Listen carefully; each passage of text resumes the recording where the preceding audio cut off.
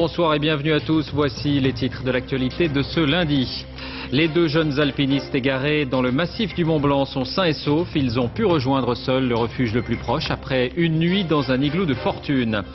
Pas de cadeau pour Nicolas Sarkozy à la réunion économique de Bruxelles. Les ministres des Finances de la zone euro demandent à la France d'engager sans délai la réduction de ses déficits. Le débat sur la vidéosurveillance, la commission informatique et liberté ne rejette pas l'idée d'une augmentation des caméras, mais elle demande un renforcement du contrôle des images par une autorité indépendante. De nouvelles étiquettes pour mieux savoir ce que nous mangeons ou buvons. 10 grands groupes alimentaires se sont mis d'accord pour harmoniser l'affichage sur leurs produits. Enfin, le Tour de France, victoire au sprint à Gand du Belge Stigmans. Une grande partie du peloton a chuté juste avant l'arrivée. Pas de changement au classement général. On commence donc avec ces nouvelles rassurantes des deux jeunes montagnards perdus dans la tempête sur les flancs du Mont Blanc, 18 et 19 ans seulement, mais ils sont restés lucides. Après une nuit passée à se frictionner, ils se sont débrouillés pour regagner le refuge, alors même que les secours étaient suspendus pour cause de mauvais temps. Sur place, Benoît Gadret, Thierry Simonet. Ils viennent d'apprendre que leurs enfants sont sains et saufs. Deux familles soulagées, après 24 heures d'angoisse. On remercie le PGHM qui a très bien travaillé, qui est très professionnel. Nous sommes très heureux d'avoir nos enfants saufs, qui se sont bien débrouillés malgré tout. Atteindre le sommet du Mont Blanc à ski, c'était l'objectif que s'étaient fixé William et Emeric, âgés de 18 et 19 ans. Mais hier matin, en redescendant du sommet, ils ont été surpris par le mauvais temps. En perdition ici, sur le dôme du Goûter, à 4300 mètres, ils ont pris la décision de s'arrêter, de construire un igloo et avec leur téléphone portable de prévenir les secours.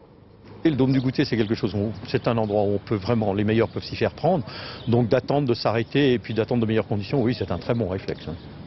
Dans la nuit, une colonne terrestre composée de 2 secouristes et un guide est parti à leur recherche. Le mauvais temps a rendu la mission impossible. Mais les gendarmes ont toutefois planté des jalons dans la neige pour indiquer aux naufragés la voie du retour. En réalité, nos gendarmes avec le gardien sont passés à 70 mètres d'eux. Ils ont laissé un jalon et c'est ce matin c'est cet après-midi en sortant du trou qu'ils ont pu repérer ce jalon et ils les ont suivis pour arriver en bas. Vers 15h30, en dépit des chutes de neige abondantes, William et Emeric ont donc rejoint le refuge du Goûter par leurs propres moyens. Demain matin, si la météo le permet, ils retrouveront leur famille dans la vallée. Et en attendant, ils vont donc passer cette nuit au refuge. Bonsoir Benoît Gadret, vous êtes en direct de Chamonix. Dans quel état d'esprit sont-ils ? Eh bien écoutez David, ce soir ils vont bien évidemment puisqu'ils sont rentrés au refuge. Ils sont évidemment fatigués mais ils ne souffrent d'aucune blessure, d'aucune séquelle. Ils sont épuisés, pour tout vous dire, ils dorment actuellement à 3800 mètres d'altitude mais au chaud dans le refuge du Goûter. En tout cas Benoît, on peut dire qu'ils ont fait preuve de beaucoup de sang-froid. Ah, c'est un cas d'école de ce qu'il faut faire quand on est piégé en haute montagne par le mauvais temps. Tout d'abord, savoir s'arrêter, et ils l'ont su, savoir s'arrêter au bon moment, être bien équipés, ils l'étaient, en vêtements, en nourriture, en matériel. Ils avaient une pelle et ils ont pu construire tout de suite un igloo. Et puis après, cette nuit, eh bien, ils ont eu la présence d'esprit de se parler, d'éviter de dormir, ce qu'il faut faire, éviter de dormir, donc de se parler, de se frictionner. Et ils ont ainsi évité l'hypothermie et c'est ce qui leur a permis, eh bien, cet après-midi de rentrer par leurs propres moyens.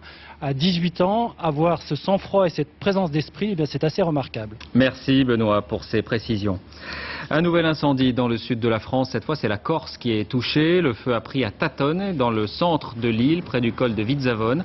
Un paysage escarpé, difficile d'accès, 40 hectares ont déjà brûlé et le feu n'est pas circonscrit, il se rapproche d'une forêt de pins alors que le vent pourrait encore souffler à 100 km/h dans la nuit et demain matin. On signale que des renforts du continent sont arrivés tout à l'heure sur l'île. On en vient à la visite délicate de Nicolas Sarkozy à Bruxelles. Il a décidé de s'inviter à cette réunion théoriquement réservée aux ministres des Finances de la zone euro, car la France fait face aux reproches de ses voisins. Pour eux, en laissant filer ses déficits, elle ne respecte pas la règle du jeu. Sur place à Bruxelles, Jean-Paul Chapelle, Fred Furnement. La France est sur la sellette à Bruxelles pour ses déficits, mais quand le président de la République est accueilli par le président de la Commission, il affiche une très grande confiance. Monsieur le Président, est-ce que la France peut revenir sur ses engagements ? Ces arguments, Nicolas Sarkozy les réserve ce soir au ministre des Finances réunis en conseil. La Française Christine Lagarde se sentira moins seule face à des collègues plutôt sceptiques à leur arrivée. Je crois qu'on va l'écouter et on va lui développer ses arguments, nous développer nos arguments. On m'annonce aussi des demandes d'étalement de l'effort budgétaire, ça c'est moins acceptable. Nous souhaitons que l'on respecte le pacte de croissance et de stabilité. Inacceptable aussi pour le ministre allemand, la demande française de reporter de 2 ans le retour à l'équilibre budgétaire. À la Commission européenne, on a gardé trace écrite des engagements du ministre français Thierry Breton. Ce à quoi il s'était d'ailleurs engagé au sein de l'Eurogroupe lors de la réunion du mois d'avril avec une déclaration écrite en la matière que j'ai dans mon bureau pour ceux qui ne la connaîtraient pas. Une fois entendus les arguments du président français, nos partenaires européens pourraient continuer à froncer les sourcils, plus ou moins, mais guère au-delà. En la matière, Bruxelles n'a pas de pouvoir de sanction et Nicolas Sarkozy le sait bien. Et on attend une conférence de presse dans la soirée. Pour bien comprendre, il faut savoir que tous les pays de la zone euro ont engagé des mesures, parfois sévères, pour réduire les déficits et donc la dette. La France, elle, a fait un autre choix, plus dépensier. Nicolas Sarkozy a voulu créer un choc fiscal pour relancer la croissance. C'est bien cette stratégie qui est critiquée. François Baudonnet, Philippe Turpot. Bonjour messieurs. Il y a à peine 2 mois, la France le promettait encore à ses partenaires européens. Paris n'aurait plus de déficit public dans 3 ans. Nouveau président, nouvelle ministre de l'économie et nouvelle promesse. La baisse immédiate du déficit avec l'équilibre en 2010 est oubliée. À sa place, pas d'amélioration l'an prochain et le déficit zéro, oui, mais dans 5 ans seulement. À Bruxelles, ce revirement français fait grincer des dents, car à part l'Italie, ultra déficitaire mais en progrès, la France est le mauvais élève de l'Union. L'Allemagne, par exemple, a fortement réduit son déficit et l'Espagne, elle, est en excédent. Ça fait à peu près 5 ans que la France ne respecte pas ses engagements pris vis-à-vis de Bruxelles. Mais là, cette année, elle sera peut-être le seul pays à ne pas les respecter. Ça va être beaucoup plus compliqué pour Nicolas Sarkozy d'essayer de repousser cet engagement jusqu'à l'horizon 2012. Devant les ministres des Finances européens, Nicolas Sarkozy explique que si la France a besoin de ce délai, c'est qu'elle doit d'abord financer son paquet fiscal. Des allègements en matière d'immobilier, d'heures supplémentaires et de droits de succession qui lui coûteront 11 milliards d'euros. Avec un objectif, doper l'économie française. La croissance économique française sera mise sur un nouveau rail plus élevé que l'ancien. Et si la croissance est là, le déficit public diminuera encore plus vite que c'était prévu d'ailleurs antérieurement. Paris, en tout cas, n'attendra pas que Bruxelles lui délivre un feu vert. Dès demain, à l'Assemblée, les députés commenceront à examiner les mesures phares du paquet fiscal. Les réactions à l'annonce de l'absence de grâce présidentielle collective cette année pour le 14 juillet. On l'évoquait dès samedi ici même, cette annonce. Nicolas Sarkozy refuse d'en faire une mesure technique pour diminuer la surpopulation carcérale. Mais pour les détenus et ceux qui les encadrent, c'est une désillusion. Reportage à la maison d'arrêt de Fresnes, Amaury Guibert, Pascal Caron. Fresnes est surpeuplée, comme la majorité des prisons françaises. L'ambiance risque donc d'être lourde parmi les détenus. Beaucoup attendaient d'être graciés, comme le confirme cet homme libéré ce matin. Les gens, on s'attendait vraiment à ça surtout. C'était notre espoir en fait. On est dessus, on est tellement dessus. Donc, dans chaque cellule, il y a 3 personnes. Donc, c'est 9 mètres carrés en fait. Vous mangez, il y a les toilettes à côté, tout ça. Donc, c'est pas vraiment approprié, quoi. C'est inhumain en fait. Et à l'heure du parloir, certaines familles de détenus ne masquaient pas elles aussi leur déception. C'est pas normal qu'il n'y ait pas de grâce.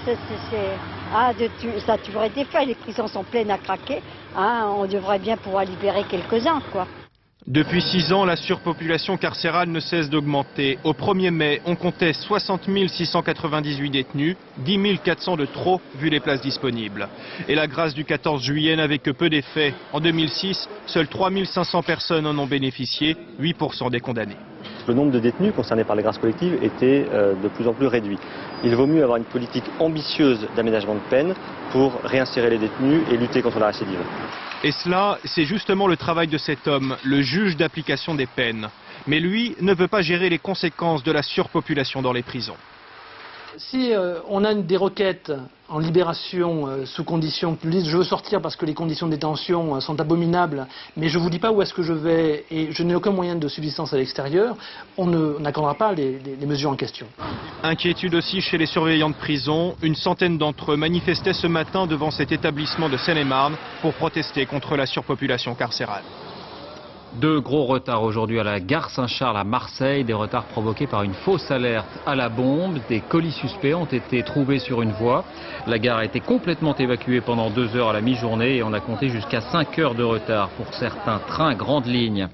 Le débat sur la vidéosurveillance. Le gouvernement, vous le savez, est favorable à un vaste plan d'installation de caméras, notamment dans les transports en commun. Il évoque le modèle britannique de lutte contre le terrorisme. Eh bien, la CNIL, la Commission nationale informatique et liberté, présentait son rapport annuel aujourd'hui. Elle ne condamne pas le principe de ces caméras, mais elle met en garde contre les dérives. Benoît Bringer, Alain Locasio.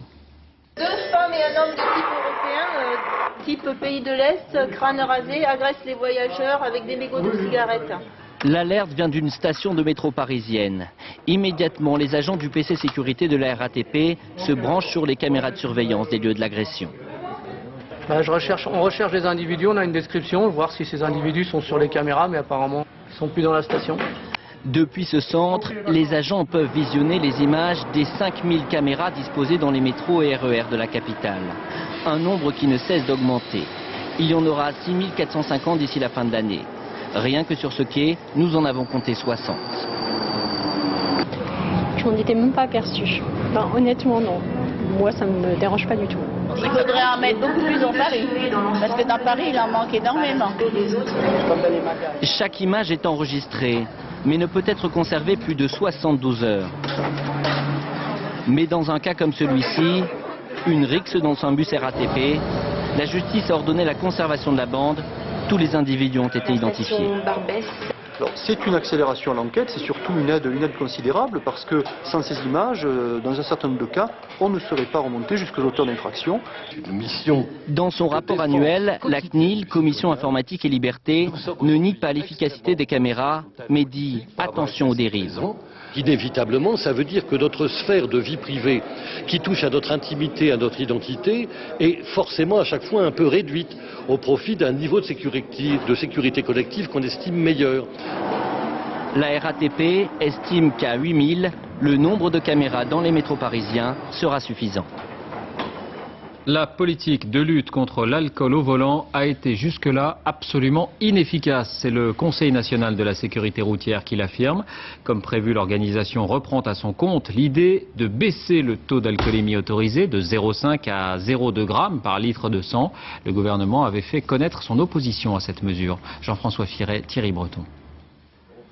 Énoncé du problème, en sachant que monsieur pèse 90 kilos, qu'il a bu 2 verres de vin au déjeuner et une bière dans l'après-midi. Voilà, vous soufflez longtemps, jusqu'à temps. Longtemps. Quel est son taux d'alcool? Réponse 0,17 mg par litre d'air expiré, soit 0,34 g dans le sang. Aujourd'hui, il peut encore prendre le volant. Demain, avec le nouveau taux de 0,2, il ne pourra plus. C'est bien trop possible parce qu'on pourra bientôt plus rien faire. Alors, vous un apéritif, ça y est, vous êtes au-dessus de l'alcool. 0,2, c'est un verre d'alcool en moyenne, mais selon le sexe et la corpulence de la personne. Une directive européenne impose que ce devienne également le taux légal au volant d'ici à 2010, de 0,5 donc à 0,2 g par litre de sang. Le Conseil national de la sécurité routière étudie la mesure, insuffisante selon certains. Il y a un certain nombre de membres du Conseil qui expriment le souci d'un slogan assez simple, boire ou conduire, il faut choisir. Et donc ils recommandent à ce moment-là d'afficher à terme le zéro alcool. Un nouveau taux, pour l'instant, une simple recommandation. Mais la directive pourrait très vite entrer en vigueur à l'heure où le nombre de tués sur les routes repart à la hausse. 1724 sur les 6 premiers mois de l'année, plus 2,8% par rapport à 2006. Boire ou conduire, il faudra définitivement choisir. L'abaissement du taux légal à 0,2 pourrait permettre de sauver 3% des vies sur les routes. Justice, l'information a été donnée aujourd'hui. Après 15 ans de procédure, le procès de l'hormone de croissance contaminée s'ouvrira dans 8 mois, en février prochain, à Paris. L'utilisation de cette hormone a provoqué la mort de 110 personnes traitées alors qu'elles étaient enfants dans les années 80. 7 médecins devront en répondre. C'est le dossier de cette édition. Il est signé Nathalie Sapena, Caroline Librecht. Voici William Rostin, filmé par sa famille 6 mois avant son décès. Déjà très diminué par la maladie de Creutzfeldt-Jakob, cette maladie qui détruit le cerveau et toutes les fonctions vitales, il l'a contractée lors d'un traitement par hormone de croissance dans les années 80. Donc là, il n'arrivait pas à tenir assis tout seul? Non, il ne pouvait pas tenir assis tout seul et tout. D'ailleurs, il tout fallait le porter pour qu'il s'assoie, le porter pour se coucher. Il n'y avait plus rien qui... Les muscles ne marchaient plus, en fait. Oui, très peu de temps après, d'ailleurs, il fallait l'attacher, hein, sinon il tombait. On l'aidait pour manger, pour s'habiller, pour se laver, pour aller aux toilettes, pour tout. Son frère et sa belle-sœur l'ont gardé chez eux et se sont occupés de lui pendant les 14 mois de son agonie. Vers la fin et tout, il fallait lui scotcher les yeux et tout, parce que sinon les yeux ça séchait. Donc voilà, pour qu'il dorme, il fallait lui scotcher les yeux vers la fin. William Rostin est décédé il y a 8 mois. Il est le 110e mort du scandale de l'hormone de croissance, le dernier. La maladie de Creutzfeldt-Jakob a incubé chez lui pendant 20 ans. À 38 ans, William Rostin avait fini par croire qu'il était sauvé. Il s'était dit, bon, ben, peut-être, et puis après, ben, les premiers symptômes sont apparus, donc il pensait que c'était juste une douleur au genou. Bon, et puis ensuite, il a eu des pertes de mémoire, bon, il se disait, c'est pas ça. Et puis, bon, petit à petit, tous les symptômes sont apparus, donc là, il s'était dit non, même après 20 ans d'incubation, c'est possible, et puis c'était ça. Stéphanie et Jérôme Rostin seront partie civile au procès l'an prochain, comme des centaines de proches des autres victimes, plus que jamais mobilisés, malgré la longueur de l'instruction, 15 ans. Tout le monde comptait sur l'usure des parties civiles. Or, c'est vrai qu'on n'a pas abandonné le combat. Il y a encore des jeunes qui malheureusement sont morts après la clôture de l'instruction pénale, après que Mme Berthella-Geffroy, le juge d'instruction, ait bouclé son dossier. Ce procès tant attendu permettra de juger les 7 principaux responsables poursuivis pour avoir écoulé des lots contaminés d'hormones de croissance. Moi, j'ai vraiment la haine contre ces gens, parce que bon, c'est sûr qu'ils ramèneront, ça ne ramènera pas mon beau-frère, ça ne ramènera pas tous les enfants qui sont morts.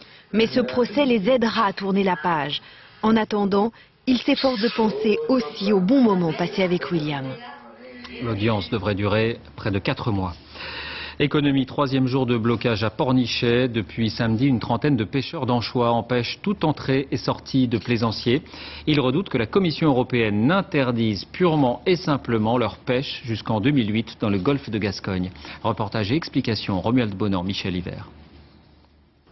Depuis 3 jours, aucun voilier ni yacht ne sort de ce port huppé proche de la Baule. 3 jours de blocus entamés par les pêcheurs à l'anchois, tous inquiets de voir bientôt l'Europe interdire leur pêche, mais déterminés à combattre une décision qui les mettrait sur la paille. C'est 70% de notre salaire qui perd. Voilà. On peut pas dire autre chose. 70%.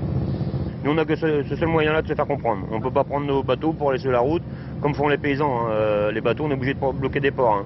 Une paralysie du port prévue pour durer, dans l'attente d'un avis de Bruxelles d'ici à mercredi. La pêche à l'anchois que l'Europe a fermée depuis 2006. Cette année, seuls quelques prélèvements ont été autorisés à titre expérimental pour étudier la ressource, que les scientifiques affirment être en péril. Un travail de recherche auquel certains pêcheurs, comme Ludovic Leroux, ont été associés, mais lui ne porte pas le même jugement. Par rapport aux années 2005-2006, c'est vrai qu'il y a plus de poissons, c'est indéniable. Et il y a moyen de faire une pêcherie sur du poisson du gros poisson. Une interdiction qui pour ces marins va d'abord profiter aux Espagnols, les plus gros concurrents des Français, les mieux armés aussi pour supporter une période de restriction. Ils veulent s'approprier certainement le golfe de Gascogne depuis tant d'années, ils en rêvent. Ce qui fait que si nous ne pouvons pas pêcher cette année, ils auront gagné leur pari, puisque de toute façon, nous allons disparaître. Une guerre de l'anchois dont ces pêcheurs bretons ne veulent pas sortir vaincus. Et s'ils n'obtiennent pas leur quota de 4000 tonnes, ils menacent de bloquer cette fois les ports de commerce voisins. Économie encore, on en parle beaucoup depuis quelques semaines. Le mauvais temps a aussi des conséquences financières. Les fruits d'été se vendent mal, melons, brugnons, abricots, ils ne font pas recette et du coup les prix baissent. Encore une mauvaise affaire pour les producteurs. À Lille, Elsa Palot, Dominique Mas. Le melon charentais jaune à 1 €. Manifestement, il faut employer les grands moyens pour vendre du melon ces derniers jours. Mauvais temps oblige, le consommateur a le moral dans les chaussettes et il préfère se réfugier à la maison devant un bon pot-au-feu que déguster un melon jambon de Parme. On se remet à faire des soupes et puis des plats chauds. Pas de crudité. D'ailleurs, j'ai pas acheté ni tomates, ni concombres, rien. Des fruits, on n'en achète pas beaucoup, quoi, je veux dire. Abricots, tout ça, tous les fruits d'été, ça nous donne moins envie. Conséquence, dans ce supermarché de la région lilloise, la vente des fruits d'été s'effondre. Moins 20% pour les nectarines, les pêches ou encore le fameux melon. Et comme la demande est moins forte, forcément, les prix diminuent. Au niveau des produits de saison, on peut noter une légère baisse par rapport à l'année dernière. De quel ordre? De l'ordre de 10 à 20 centimes d'euros au kilo. Une baisse des prix surtout ressentie par les producteurs. Comme les melons ont du mal à trouver preneur, cet exploitant de l'Hérault a dû se résoudre à baisser ses prix de 30% par rapport à l'année dernière pour ne pas perdre sa marchandise. On sait bien que le melon va durer 2-3 jours en frigo, après il faut le vendre, quoi. Donc on est obligé de faire sortir la marchandise. Et pour relancer l'envie des consommateurs, le temps doit donc revenir au beau fixe au plus vite, car ici la récolte se termine dans 3 semaines. On reste dans la consommation avec une bonne nouvelle si vous êtes attentif à ce que vous mangez ou ce que vous buvez. 10 grosses entreprises d'agroalimentaire ont décidé d'harmoniser leurs étiquettes.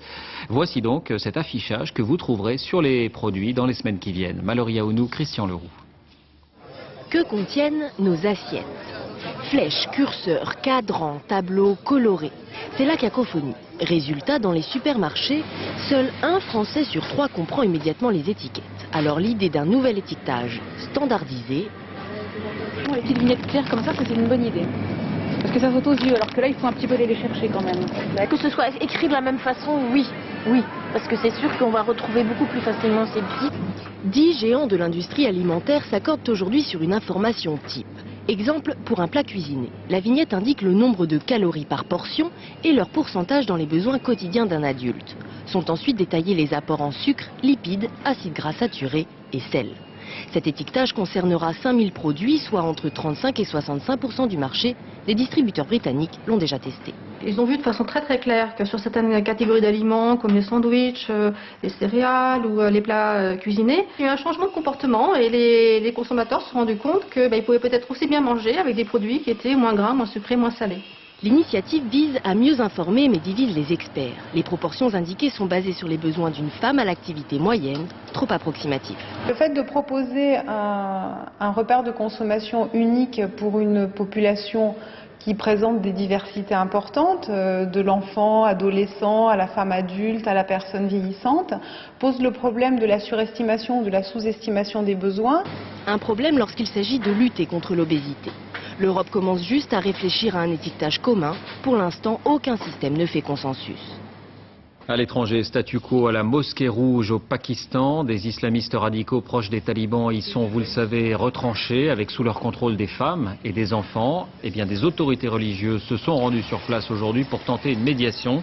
Sans succès pour l'instant, c'est sans doute la dernière chance avant un assaut de l'armée. On compte déjà 24 morts en une semaine. Le premier déplacement hors d'Europe de Nicolas Sarkozy, il aura lieu demain. Il se rendra au Maghreb, première étape en Algérie. Au cœur de ce déplacement, les questions de coopération, d'énergie et aussi d'immigration. Mais il faut le dire, la course au visa là-bas s'est ralentie, car avec l'augmentation des prix du gaz, l'économie repart, l'emploi aussi. C'est une autre Algérie qui est en train de voir le jour. Envoyés spéciaux Christian Autain, Bruno Giraudon. Voici le nouveau visage de l'Algérie. Sidi Yahia, le quartier huppé de la capitale qui attire les nouveaux riches. Pas de doute, l'Algérie s'éveille, dopée par la flambée de l'or noir. Ce jeune entrepreneur l'a bien compris. Il a choisi d'investir dans son pays. Voilà ce que nous fabriquons ici, c'est les emballages pour des parfums, des eaux de toilette, des coffrets CD, des coffrets DVD, et tout ça grâce aux investissements qui ont été faits ici en Algérie. 6 jours sur 7, ces chaînes d'assemblage tournent à plein régime. D'ici la fin août, Cette entreprise doit fabriquer 900 000 coffrets pour le numéro 1 du luxe français, LVMH. Un marché juteux que détenait jusque-là la Chine. Aujourd'hui, par rapport à la Chine, vous avez un produit qui part le mercredi d'Alger, qui est livré le mercredi d'après dans le nord de la France, alors que la Chine, je suppose que c'est différent. C'est une réalité aujourd'hui, l'Algérie peut concurrencer la Chine. Grâce à un autre atout, le français parlait des deux côtés de la Méditerranée. Pour en faire un peu plus. Parce que là, ça fait beaucoup de boîtes ici. Il y a trop de monde. Pour les rendre plus compétitives, le gouvernement algérien exonère de toute charge les entreprises qui exportent. Nous sommes à des coûts de production très intéressants ici. Nous avons un salaire minimum qui est de 110-120 euros. Donc, intérêt important. Nous, ça nous permet aussi d'avoir de l'emploi. Résultat, l'entreprise a embauché 120 personnes. Pour moitié d'entre eux, d'anciens chômeurs. Avant, j'ai travaillé dans une école maternelle. Pourquoi vous travaillez ici? J'ai pas trouvé de boulot dans mon domaine. Alors, j'ai venu ici. Il y a beaucoup de gens qui n'ont pas de travail, mais qui restent à rien faire. Ils ne se battent pas, il ne faut rien pour améliorer leurs conditions. Grâce aux revenus du gaz et du pétrole, le gouvernement algérien a lancé un gigantesque plan de rénovation des infrastructures du pays afin de doper la croissance. L'an dernier, 20 000 entreprises ont été créées en Algérie, avec à la clé plusieurs centaines de milliers d'emplois. Mais le défi est immense, car plus de 10 millions d'Algériens vivent sous le seuil de pauvreté aux portes de l'Europe. Aux États-Unis, l'événement a connu un retentissement international. Le premier Boeing 787 Dreamliner est sorti au grand jour hier soir de son usine près de Seattle. L'avion, vous le savez, est présenté comme révolutionnaire car il est en carbone, donc beaucoup plus léger et beaucoup moins gourmand en carburant. Vincent Fourcade, Jean-Jacques Le Garec. Dans le nord-ouest des États-Unis, il a enfin pointé le bout de son nez. Voilà pour la toute première fois le Boeing 787 Dreamliner. C'est voir son bébé dans une salle d'accouchement. C'est très excitant. J'avais l'habitude de voir cet avion au niveau microscopique, celui des matériaux composites, mais le voir assemblé comme ça, c'est magnifique.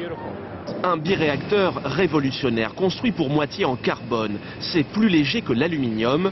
Le 787 va donc consommer 20% de carburant de moins qu'un autre appareil de la même taille. Pour les clients, c'est un argument de poids. Et face à la menace, Airbus prépare la riposte, c'est l'A350. Là encore, un avion fait à 50% en matériaux composites. Petit comparatif. Le 787 peut embarquer jusqu'à 330 passagers, 20 de moins que l'A350. Rayon d'action identique, près de 16 000 km. Même vitesse de pointe, plus de 1000 km/h. Quant au prix, Boeing est nettement plus compétitif. Deux avions très ressemblants, à une différence près. L'A350 ne sera prêt qu'en 2013, 5 ans après l'américain. Ce serait faux de considérer que Airbus n'a pas manqué le décollage. Ça, c'est vrai, il a manqué le décollage, mais enfin, lorsqu'on regarde la viabilité notamment de ce type d'avion, on n'est pas sur 5 ans, sur 10 ans, on est plutôt sur 15-20 ans. Depuis son lancement, le Dreamliner enchaîne les commandes. 677 contre seulement 154 pour l'A350. Pour Boeing, c'est le lancement le plus réussi de toute son histoire. Les sciences, dans quelques années, une mission spatiale européenne emmènera pour la première fois un robot très perfectionné qui permettra d'effectuer de nouvelles opérations, mais on s'y prépare déjà. L'une de nos équipes a pu pénétrer dans le sein des saints, le camp d'entraînement spatial. Tous les candidats au départ y font leur classe dans une piscine. Reportage Nicolas Châteauneuf, Zidenberkus.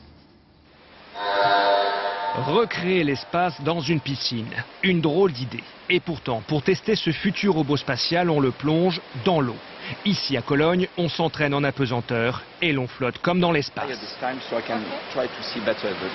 Pour tester le robot, il faut un astronaute en chair et en os. C'est le Français Jean-François Clairvoy qui se jette à l'eau. Il faut vérifier l'équipement et enfiler les épais gants qui là-haut protègent les mains du vide spatial. C'est le seul moyen d'être bien protégé, c'est d'être sûr que chaque doigt de la main et la main entière est bien protégée contre la dépressurisation ou le risque d'impact météoritique qui peut percer un scaphandre s'il était trop fragile. Pour cette simulation de sortie dans l'espace, Jean-François Clairvoy est équipé d'une combinaison légère. Dans l'eau, la sensation de flotter est réelle, mais il doit faire un effort d'imagination. Le vrai scaphandre est constitué d'une coque rigide au niveau du torse. Et comme il est gonflé à l'oxygène pur avec le vide à l'extérieur, il est très difficile à déplacer. Aujourd'hui, Jean-François Clairvoy est censé réparer quelque chose à l'extérieur de la Station spatiale internationale. Le robot doit l'aider dans sa tâche en lui donnant ses outils. So are you in standby position? Dans la salle de contrôle, Hervé Stévenin est le responsable. Il doit s'assurer que le robot et l'astronaute règlent leur balai tout en restant toujours accrochés à la structure. La hantise aussi, c'est d'avoir un objet qui n'est pas accroché, parce que si vous ne l'accrochez pas dans l'espace, il va s'envoler. Vous lui donnez la moindre impulsion, il va partir. Et après, c'est un objet, quelle que soit sa taille, qui circule en orbite à 28 000 km/h. Et imaginez si cet objet percute la station, percute la navette spatiale, un vaisseau Soyouz, ça peut être dramatique. Finalement, le robot et l'astronaute ont passé leur épreuve. Une collaboration entre l'humain et la machine bien utile pour les longues missions vers Mars ou la Lune. Le Tour de France, en ses premiers jours d'épreuve, il ressemble surtout à un Tour d'Europe. Après l'Angleterre, les coureurs étaient en Belgique aujourd'hui pour la deuxième étape en ligne. Et c'est justement un Belge, Gert Stigmans, qui l'a emporté. Il n'y a pas de changement au classement général. Julien Benedetto, Jean-Marc Nouknouk. Il reste moins de 3 km à parcourir dans les rues surpeuplées de Gand quand une chute spectaculaire envoie sur la chaussée une trentaine de coureurs. Dans le carambolage, le maillot jaune est piégé. Le peloton est stoppé net. Quelques blessures légères par miracle. Grosse frayeur. J'ai entendu le bruit et on a mis un gros coup de patin. On était à 50-60 km/h. Et voilà, et après on a attendu, on a vu les gars par terre. Une poignée de rescapés se dispute la victoire d'étape. Les coureurs malchanceux suivent sur l'écran le succès du Belge Stegmans qui bat sur le fil son compatriote Boonen. Attardé, le Suisse Cancellara conserve le maillot jaune grâce au règlement. Quand une chute se produit dans les 3 derniers kilomètres, tous les écarts sont neutralisés. Un peu plus tôt, le village flamand de Wontergen s'était pris de passion pour le Tour. Assaisonné de frites et arrosé du breuvage local, l'étape fut savoureuse malgré l'arrivée de la pluie. Les Belges adorent cette course.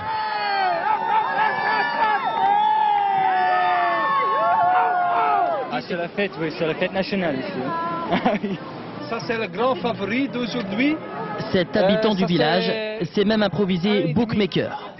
Mais ici, mieux vaut ne pas aborder les choses qui fâchent. Vous aimez quand même le Tour de France? C'est pas grave les histoires de Ah, ouais, ça c'est difficile pour pas les chercher. Attention, Victoire d'étape belge, maillot vert pour l'idole des Flandres Tom Boonen. Chez elle, la Belgique a vécu une magnifique journée de cyclisme. Et puis l'image du week-end comme chaque lundi, c'est la joie communicative et généreuse du tandem français Clément Liaudra. Les vainqueurs du double messieurs à Wimbledon ont offert leur raquette au public et puis vous le voyez, ils sont allés plus loin. Michael Liaudra a même abandonné sa chemise, ses chaussures, ses chaussettes, tout y est passé. Il a quitté le court pieds nus. Les Français ont battu les numéros 1 mondiaux, les jumeaux américains Bob et Mike Bryan en 4-7. Les festivals de l'été avec les rencontres de photographie à Arles et une exposition d'actualité. Elle porte sur les portraits officiels, président français ou reine d'Angleterre, deux styles d'ailleurs très opposés. Isabelle Bechler, Didier Dahan. Parmi les 50 expos photos des rencontres d'Arles, les visiteurs de gauche pourront soigner leur déception avec Madame la Présidente, un exercice de style destiné à renouveler le genre du portrait présidentiel. Notre problème, le manque d'inspiration chronique dont souffrent ces effigies, à la seule exception de celle de Valéry Giscard d'Estaing et peut-être Jacques Chirac. Dans la bibliothèque de l'Élysée, pendant un siècle, seul changeait la hauteur de la pile de livres. C'est une négation totale du portrait photographique. Donc vous avez voulu la rupture? Ah oui, on a pensé que c'était intéressant à cette occasion de faire une réflexion purement photographique sur cette idée de portrait. Une femme au pouvoir aurait peut-être rendu créatifs les photographes officiels, qui seraient bien inspirés d'observer la qualité des portraits d'outre-Manche. Grande signature pour grands clichés, Beaton, Snowden, Baron, Karch, les meilleurs portraitistes distribués en exclusivité par l'agence Caméra Presse de Londres. Son ancien PDG nous montre avec tendresse des portraits tous approuvés par Buckingham. Là, elle était dans l'armée. C'était vers la fin de la guerre, elle était mécanicienne. L'agence diffuse les photos autorisées et les portraits officiels, de vraies icônes. Leur qualité est surtout due au goût artistique très sûr de la reine.